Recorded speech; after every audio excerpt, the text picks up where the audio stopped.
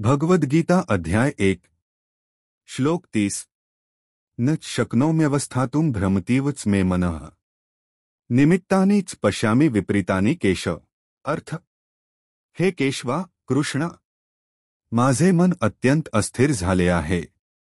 मला इथे उभे राहावेना होत आहे आणि माझ्या मनाचा संतुलन पूर्णपणे बिघडला आहे।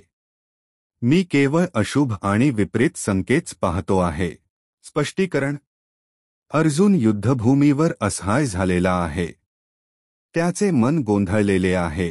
त्याला पायावर उभे राहणे कठीण वाटत आहे। त्याला पुढे घडणाऱ्या गोष्टींबाबत फक्त दुःखद आणि अनिष्ट परिणाम दिसत आहेत। या अवस्थेत तो युद्ध करण्यास तयार नाही। श्लोक 31 न श्रेयोनुपश्यामि हत्वा स्वजन्माहवे न कांक्षे विजयम कृष्ण न च राज्यम सुखानीच। अर्थ, हे कृष्ण, युद्धात आपल्या स्वजनांचा वध करून मला काहीही कल्याण दिसत नाही।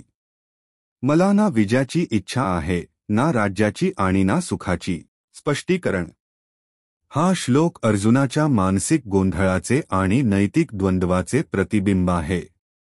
युद्धात आप्तेष्टांना मारून मिळणाऱ्या यशाला तो निरर्थक मानतो। धन्यवाद। व्हिडिओ आवडली असेल तर लाईक, शेअर आणि सबस्क्राईब करा।